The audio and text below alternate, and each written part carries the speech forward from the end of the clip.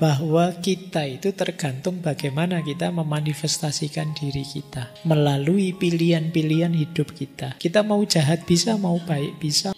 Kok rasanya sekarang sering depresi, sering stres saya Pak? Coba, mungkin ada pilihan-pilihan yang keliru, yang tidak pas. Mungkin tidak sesuai panggilan jiwamu.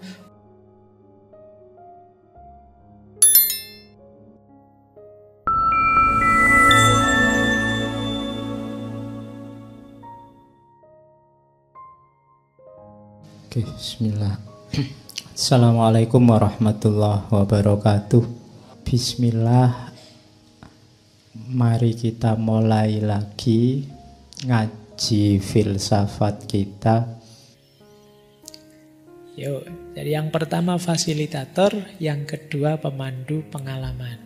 Kata John Dewey, guru tidak berada di sekolah untuk memaksakan ide-ide tertentu atau membentuk kebiasaan-kebiasaan tertentu pada anak.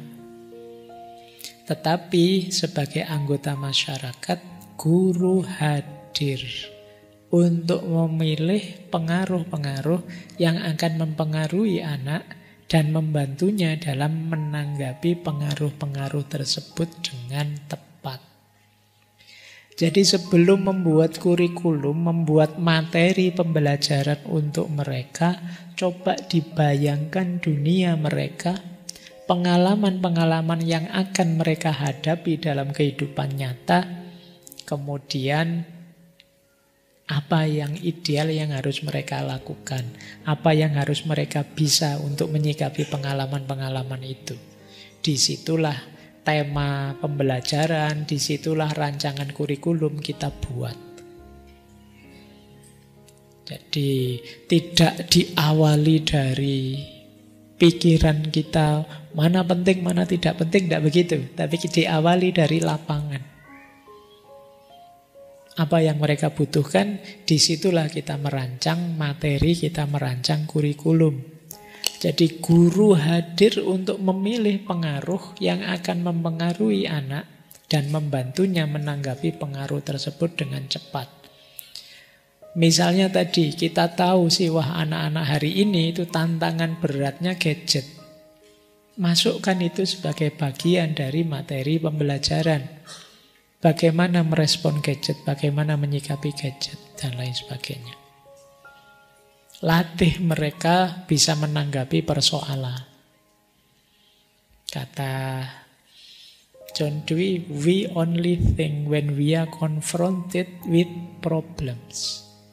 Orang itu berpikir ketika berhadapan dengan masalah. Kenapa sih tadi harus learning by doing? Dengan masuk ke pengalaman langsung, di situ kita ketemu masalah-masalah. Dan orang itu ketika dihadapkan masalah, pikirannya berputar, jalan. Kalau sekedar diceramahi, mungkin ya dipahami, diingat-ingat, mentok dihafalkan. Pikiran tidak beroperasi, hanya terbuka, menerima, mungkin hafal gitu aja. Tapi begitu dihadapkan dengan masalah-masalah, mulai pikiran mencari solusi, mencari jawaban. Itulah gunanya learning by doing tadi. Begitu masuk ke lapangan, dalam pengalaman, itu mesti banyak ketemu masalah-masalah. Saat itulah pikiran jalan. Jadi kalian jangan merasa senang bahwa hidup saya lancar saja Pak, tidak ada masalah sama sekali. Tidak ada masalah berarti kamu tidak mikir. Padahal pikiran itu ya harus tajam, karena pikiran itu jalan ketika ada masalah-masalah. Jangan ilfil dengan masalah, jangan gentar dengan masalah. Masalah akan mendewasakan kita. Pengalaman di lapangan akan membuat kita lebih matang. Bayangkan kalau budaya ini sudah kita lakukan sejak kecil. Jadi jangan terlalu menjauhi masalah. Kadang-kadang dengan menyelesaikan masalah kita jadi lebih kuat. Kadang-kadang kan kita gentar kalau ada, nanti begini Pak, nanti begitu Pak. Sudah jalani saja, lama-lama yang semula jadi masalah bisa sudah tidak masalah lagi. Kenapa? Kita sudah mengatasinya. Jadi kalian misalnya mau maju judul seminar, proposal, ujian misalnya. Itu kan kadang bolak-balik, maju enggak ya, ini sudah bagus. Nah, kamu bingung, sudahlah maju saja. Nah, ketika diuji dibantai habis-habisan, tapi kan selesai. Kamu merasa, lega sekarang sudah seminar meskipun revisi 100% misalnya. Tapi sekarang kamu tangguh. Proses selanjutnya kan sudah bukan proposal lagi, tapi revisi proposal. Sudah naik satu level kamu kan, gitu loh. Jadi we only think when we are confronted with problems. Latihan ya. Meskipun tidak kemudian, wah ini saya harus cari-cari masalah, ini ya tidak begitu. Hidup saja nanti mesti ketemu banyak masalah kok. Asal kamu jeli, ada banyak masalah di sekitarmu. Syukur-syukur kamu bisa, wong sekedar tadi masuk ke sini kamu mau naruh sandalmu.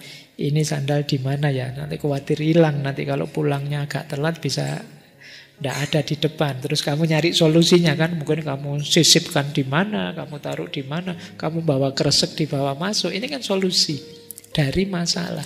Pikiranmu jalan. Wah ini telat ini, tidak dapat tempat duduk favorit ini, tidak kebagian minum ini. Kan kamu terus mikir, wah ini mesti telat tidak kebagian, kalau gitu beli minum dulu sajalah. Ini kan solusi. Ketika ada masalah pikiranmu jalan. Ya, jadi ini yang kita jadikan permis untuk memasukkan materi, untuk mengajari anak-anak didik kita. Terus peran guru yang ketiga, kalau ini sudah banyak dijelaskan ya mungkin di banyak teori, yaitu guru itu membentuk karakter. Ya, ini berhubungan dengan moral. Caranya gimana guru itu membentuk karakter siswanya? Yang pertama, ini seperti learning by doing tadi. Ciptakan situasi yang mereka bisa mengalami, merasakan atau merefleksikan nilai-nilai moral. Mungkin ada siswanya yang berkelahi misalnya. Jadikan ini momen untuk belajar dan saling belajar. Coba sekarang kamu berkelahi. Yang tadi berkelahi sekarang rasanya tidak enak tau sama temannya. Menyesal tau tadi mukul, padahal kemarin akrab, kemarin senang. Ini namanya learning by doing, untuk membentuk karakter. Yuk saling minta maaf yuk. Nah setelah minta maaf lebih lega kan, sekarang bisa sama-sama senyum. Ini latihan. Cara pertama. Cara kedua, teladankan langsung moral itu. Yo, diakui atau tidak, kita ini panutan mereka. Kalau ingin mereka jujur, kalau ingin mereka murah senyum, kalau ingin mereka bicara apa adanya, tulus dan lain sebagainya, teladankan itu. Yang ketiga, bisa juga dengan cara didorong, diajarkan atau ditumbuhkan. Tumbuhkan itu melalui pembiasaan, latihan. Diajarkan ya dikasih tahu, tapi ini tahu saja kadang kurang efektif kalau tidak didorong dan ditumbuhkan. Coba dilatih juga siswa itu untuk merefleksikan tindakan mereka. Kok tiba-tiba ada yang curang, terus diajak ngobrol. Ayo menurutmu curang itu baik enggak? Kemudian kamu berpikir nanti ada temanmu yang jujur, yang kemudian dia rugi karena kamunya curang. Apa kamu tega sama temanmu? Kayak gini melatih dia berpikir kritis. Itu kan haknya temanmu, kok kamu yang ngambil. Ini ngajak dia berpikir kritis. Pikirannya jalan. Nah terus kalau untuk yang moral sosial, ajak dia terjun langsung ke masyarakat. Ketemu langsung mereka, diajari sopan santun, unggah-ungguh di depan orang-orang tua. Diajak berkunjung ke tetangga-tetangga sekitar sekolah misalnya. Tidak harus nyewa bis jauh-jauh kemana, sudah sekitar-sekitar rumah saja. Untuk melatih mereka sopan santun, unggah-ungguh, ngomong sama orang tua harus bagaimana, dan lain sebagainya. Ini yang disebut gurulah yang membentuk karakter. Oke, baik. Masih kuat? Ini materinya anak kampus ya malam hari ini. Kita lanjutkan. Ini masih belum ketemu gongnya. Ya wes, ini langsung digongi saja terakhir. Belum ya? Masih panjang. The aim of education is to enable individuals to continue their education. Ini menarik.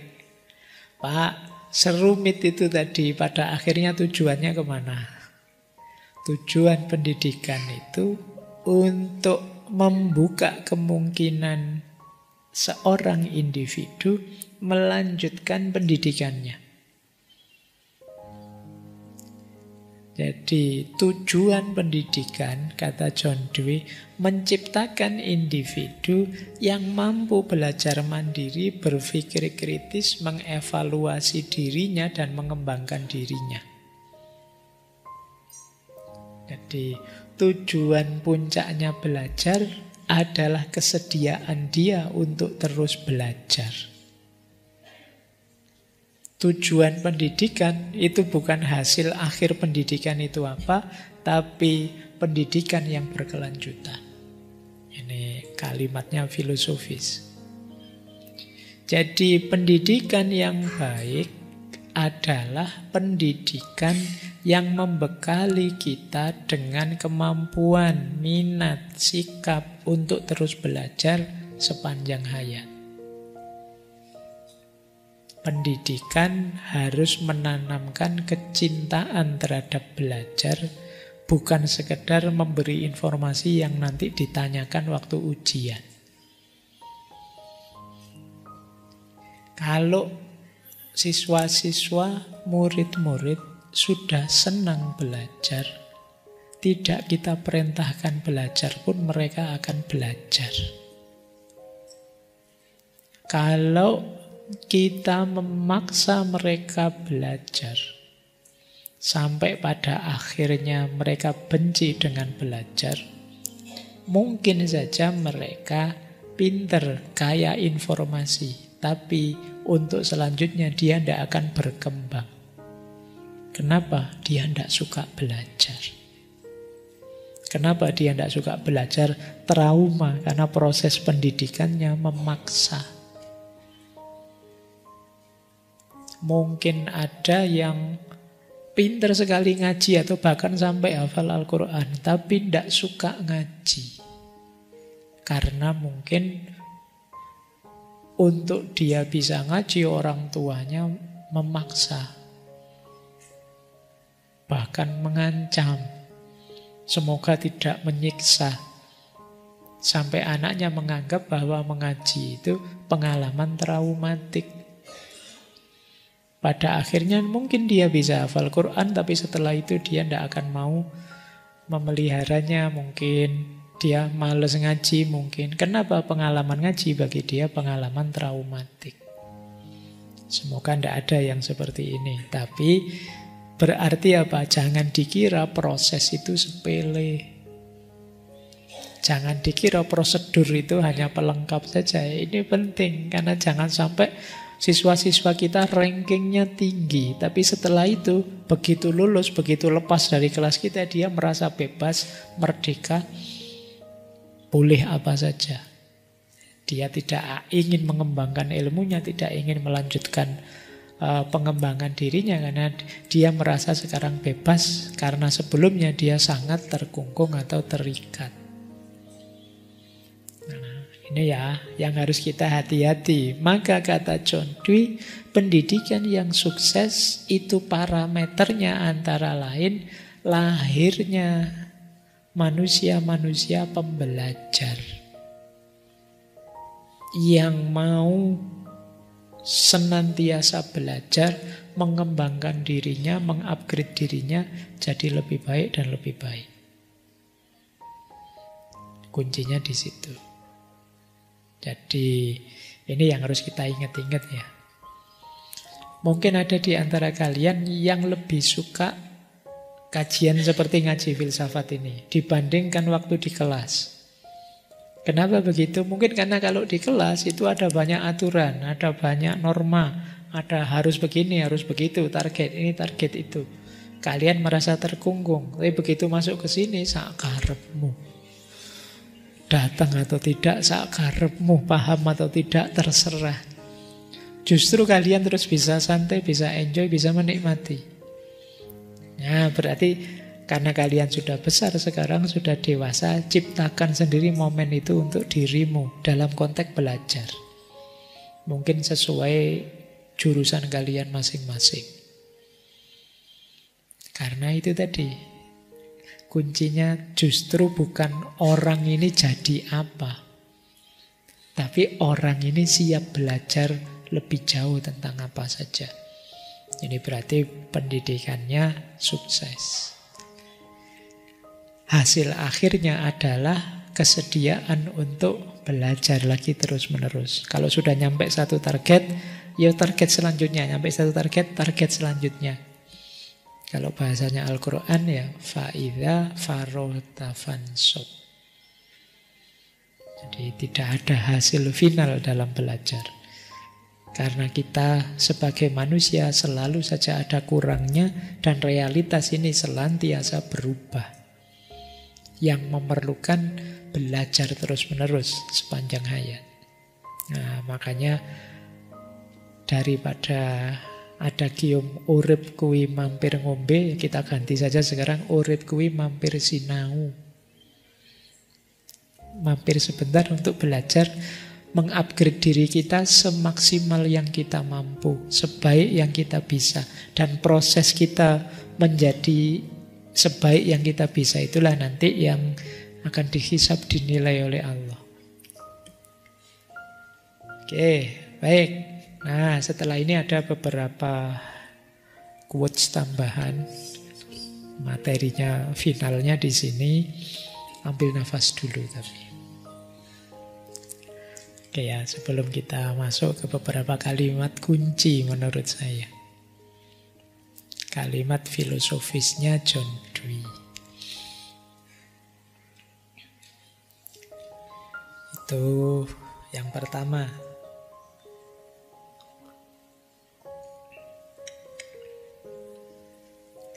Without some goals and some effort to reach it, no man can live.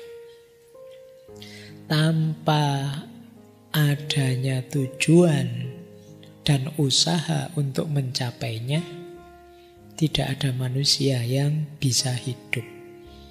Atau tidak ada manusia yang bisa disebut hidup yang sebenarnya.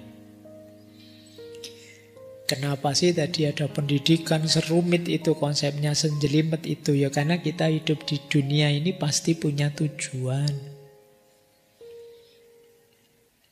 Tidak ada orang yang tidak punya tujuan. Kalau kalian tidak punya tujuan, apa kalian bisa hidup dengan sungguh-sungguh melakukan sesuatu? Kita melakukan sesuatu dengan sungguh-sungguh itu karena kita tahu tujuannya. Kalau kita tidak punya tujuan, apa bisa kita menyebut diri kita sukses? Bukankah sukses itu ketika kita bisa mewujudkan tujuan kita, ketika kita bisa mencapai tujuan kita? Apa bisa kita menyebut diri kita maju atau terbelakang atau mundur kalau kita tidak punya tujuan? Maju itu kan berarti semakin dekat dengan tujuan. Mundur berarti semakin jauh dari tujuan. Jadi tujuan itu kunci. Kalau kita tidak punya tujuan, lah terus hidup ini kita jalani untuk apa? Kata-kata untuk itu sendiri ya arahnya mesti tujuan. Pak, saya itu mengalir saja Pak, gitu kan. Loh, mengalir itu kan mesti ada arahnya. Mungkin kamu tidak sadar, sebenarnya ketika kamu mengalir saja, kamu sedang menyerahkan arusmu pada orang lain. Berarti mungkin tujuanmu adalah mendapat validasi dari orang lain. Jadi coba ya, sekarang masing-masing harus tanya dirinya, tujuan hidupku apa? Targetmu apa? Cita-citamu apa? Kemudian yang kedua, some effort to reach it. Usaha untuk mencapainya. Tapi sepenting itu pun tujuan, lah kalau kita tidak berusaha untuk mencapainya, buat apa? Jadi hidup itu sebenarnya tentang menetapkan tujuan dan berusaha mencapainya. Itu baru disebut hidup. Baik, ini quotes pertama ya. Ini nanti dihubungkan dengan pendidikan. Berarti ya manusia itu butuh pendidikan demi mewujudkan tujuan-tujuannya. Tadi saya sebut kita itu paket potensi yang tidak akan aktual tanpa upaya-upaya mewujudkannya. Pendidikan salah satu di antara upaya itu. Oke, quotes pertama. Quotes kedua. The self is not something ready-made, but something in continuous formation through choice of action. Diri bukan sesuatu yang sudah jadi, tetapi sesuatu yang terus terbentuk melalui pilihan tindakan kita. Ini pandangan seperti ini populer di kelompok filosof eksistensialis. Bahwa kita itu tergantung bagaimana kita memanifestasikan diri kita melalui pilihan-pilihan hidup kita. Seperti saya bilang tadi, kita itu mau apa saja bisa. Kita mau jahat bisa, mau baik bisa, mau beriman bisa, mau kufur bisa. Maka seperti apa kita tergantung pilihan kita. Jadi tidak ada, Pak, aslinya saya itu jujur loh Pak, cuma ya belakangan ini aja sering bohong misalnya gitu ya. Ya tidak ada aslinya. Begitu pilihanmu milih bohong lagi, berarti hakikat dirimu adalah seorang pembohong. Karena kamu itu jujur bisa, bohong bisa, tapi kamu milih bohong terus, ya berarti sekarang kamu sedang membentuk dirimu, mengaktualkan versi pembohong dari dirimu. Rajin bisa, males kamu bisa. Maka jangan salahkan, wah itu mungkin saya takdirnya males ini Pak. Anda, kamu rajin bisa kok, tapi kamu milih males, dan akhirnya ya nasibmu terbentuk seperti itu. Jadi kita itu bukan paket yang sudah jadi, tetapi sesuatu yang terbentuk melalui pilihan-pilihan diri kita.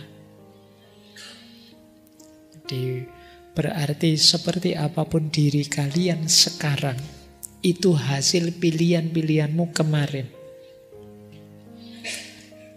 Kenapa kamu sekarang mudah gelisah? Iya Pak, karena saya bla bla. Itu pasti pilihan-pilihanmu kemarin yang membuatmu gelisah. Kamu sekarang cerah ya, gembira ya, itu pasti karena pilihan-pilihan kamu kemarin pas, sehingga sekarang kamu gembira. Sekarang kamu evaluasi ya, setelah ini dirimu, coba direfleksi. Pilihan-pilihanku kemarin apa saja sih, kok rasanya sekarang hidup ini hampa? Kok rasanya sekarang sering depresi, sering stres saya Pak? Coba, mungkin ada pilihan-pilihan yang keliru, yang tidak pas. Mungkin tidak sesuai panggilan jiwamu, mungkin kontradiksi dengan cita-citamu, mungkin apa dan lain sebagainya. Baik, lanjut. Nah, kalau ini kebahagiaan. To find out what one is fitted to do into secure an opportunity to do it is the key to happiness. Menemukan apa yang tepat untuk dilakukan dan mengamankan kesempatan untuk melakukannya adalah kunci menuju kebahagiaan. Kalau kalian tahu, misalnya, serius belajar adalah yang paling tepat kamu lakukan saat ini, kemudian kamu sediakan waktu, kesempatan untuk serius belajar, jalanmu menuju bahagia sudah dimulai. Jadi kalian tahu kok sebenarnya apa yang harus kalian lakukan, apa yang jangan kalian lakukan, apa yang kamu jauhi saja kalian sudah tahu. Tinggal mendorong dirimu untuk menyediakan waktu dan kesempatan melakukan apa yang harus dilakukan.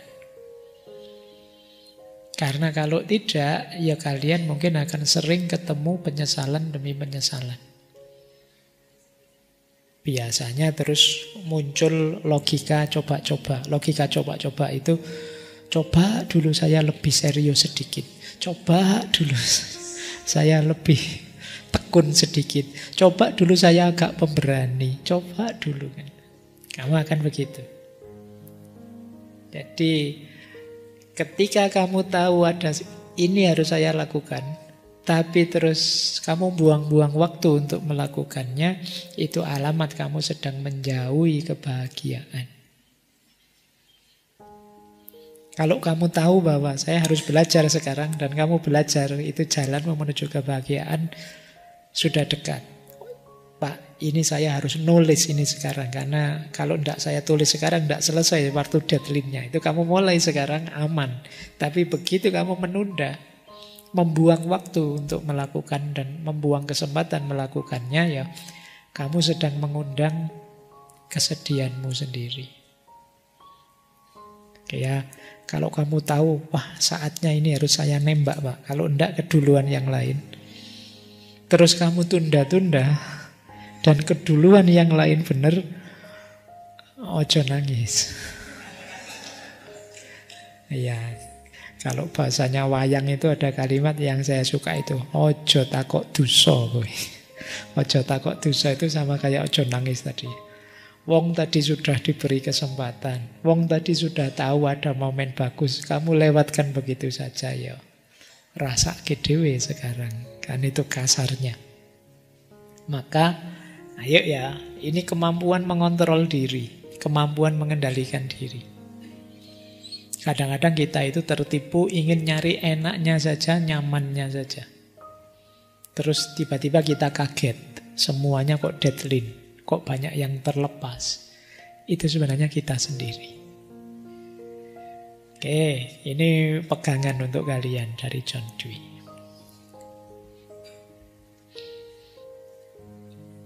Ini nyinggung saya. Kayak tadi ya, batu asa. Ini batu asa versinya John Dewey. Just as flower, which seems beautiful and has color but no perfume, so are the fruitless words of the man who speaks them but does them not. Seperti bunga yang tampak indah dan berwarna tetapi tidak harum, begitu pula kata-kata yang diucapkan orang yang tidak melakukannya. Ya, sejak awal sampai akhir tadi saya tidak tahu bisa dihitung berapa banyak kata-kata indah. Tapi berapa yang nanti kita lakukan atau tidak menentukan sejauh mana bunga tadi harum, sejauh mana kata-kata tadi berguna. Tadi ya, ini kan beliau madhabnya pragmatis. Jadi benar salahnya sesuatu tergantung manfaatnya, tergantung gunanya. Buat apa tulisanmu tebal-tebal kalau berhenti di perpustakaan saja akhirnya? Tidak ada manfaatnya keluar. Buat apa kamu bikin konten tiap hari kalau hanya AdSense saja yang kamu cari? Bukan kemanfaatan praktisnya. Itu sederhananya itu sih. Jadi seperti bunga yang indah, warna-warninya luar biasa, tapi tidak ada baunya. Tidak ada baunya, itu tidak ada manfaatnya, tidak ada efeknya ke pengalaman kita sehari-hari. Dan ayo dimulai hidup yang satu level lebih tinggi, yaitu hidup yang meaningful, hidup yang bermanfaat. Jadi kehadiran kita itu ada gunanya. Allah menghadirkan kita, itu ada manfaatnya, ada gunanya. Tidak sekedar kita lahir, cengenges-cengenges terus mati. Tapi ada manfaat yang kita berikan ke sekeliling kita. Ini di antara maksud dari quotes-nya John Dewey ini. Terakhir, udah mau jam 10. The good man is the man who, no matter how morally unworthy he has been, is moving to become better. Orang baik adalah orang yang meskipun begitu buruk moralitasnya sebelumnya, terus berusaha menjadi lebih baik. Jadi orang baik itu bukan orang yang sudah baik. Orang baik itu orang yang berusaha menjadi lebih baik. Kenapa begitu? Ya kalau kalimatmu bahwa sudah baik itu menunjukkan bahwa orang ini sudah final. Pasti baik, padahal tidak begitu. Kan kita punya rumus, tidak ada orang yang sempurna. Bahkan kebaikan pun ada konteksnya, ada momennya. Kalau ruang dan waktunya tidak pas, yang semula baik bisa saja berbalik jadi bencana, jadi masalah. Oleh karena itu, jadilah orang yang berusaha lebih baik. Bukan orang yang merasa dirinya sudah baik. Begitu kamu merasa sudah, kamu akan mandek, berhenti. Tidak ingin berkembang lagi. Wong sudah baik. Maka orang baik itu bukan orang yang merasa dirinya sudah baik, tapi orang yang berusaha menjadi lebih baik, seburuk apapun kondisi dia sebelumnya. Jadi maka kan ada itu hadisnya yang bunyinya bahwa Muslim yang baik itu yang yaumuhu khairun min amsihi. Hari ini lebih baik dari kemarin. Entah seperti apa kemarin itu, tapi sekarang lebih baik. Itu berarti orangnya ini orang yang beruntung. Kalian juga semoga begitu. Jadilah orang yang senantiasa lebih baik. Wah berat ya Pak? Enggak. Kalau kalian mau, kalian akan bisa jadi lebih baik, lebih baik. Ini kan sebenarnya tergantung durasi waktunya. Ya tidak dibayangkan tiap detik saya lebih baik Pak, ya kemantepan. Ya mungkin Pak semester kemarin itu IP saya meningkat, ini kan lebih baik namanya. Pak minggu lalu saya tidak ada puasa Senin Kemis ya Pak, sekarang ada Pak, misalnya. Ini lebih baik. Atau tahun lalu Pak, saya pernah loh sholat tahajud, sekarang saya tahajudnya lebih panjang dari tahun lalu, misalnya. Ini lebih baik. Padahal itu tahunan. Tapi pastikan hidup kita lebih baik. Jangan lupa hidup kita ini multidimensi kok. Dalam banyak hal. Pak kalau saya ibadah flat saja sama, tapi urusan sosial saya meningkat Pak. Kemarin kalau saya nyemplungi kotak di masjid itu 1.000, sekarang 1.500. Aduh, tapi kan lumayan meningkat. Tahun depan 2.000. Ya, kalian yang tahu, ada banyak sisi yang bisa di-upgrade dalam hidup kita. Mungkin ilmu, saya lumayan Pak sekarang ngerti apa. Mungkin skill, mungkin sahabat, mungkin teman, apa saja bisa kita tingkatkan kok. Jadi untuk kebaikan tidak pernah ada kata sudah. Senantiasa ada momen, ada kesempatan untuk jadi lebih. Maka jadilah orang baik. Dalam arti orang baik adalah orang yang senantiasa berusaha jadi lebih baik.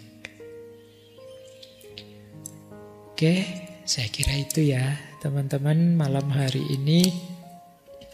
Wawasan-wawasan dari filosof Amerika pragmatis John Dewey, khususnya tentang pendidikan dan peran guru. Mungkin berguna bagi teman-teman semua saja, tidak hanya yang secara formalnya guru, tapi untuk kita semua, karena insya Allah kita semua nanti adalah guru minimal untuk anak-anak kita. Jadikan ini salah satu perspektif yang mungkin bisa kita rujuk saat kita mendidik anak-anak kita, generasi masa depan. Saya kira itu untuk malam hari ini. Insya Allah minggu depan kita lanjutkan dengan peran intelektual, perannya orang-orang pinter, apa yang harus mereka lakukan dalam pemikirannya Edward Said. Saya kira itu untuk malam hari ini. Kurang lebihnya mohon maaf. Wallahul muwaffiq, wallahu a'lamu bissawab. Wassalamualaikum warahmatullahi wabarakatuh.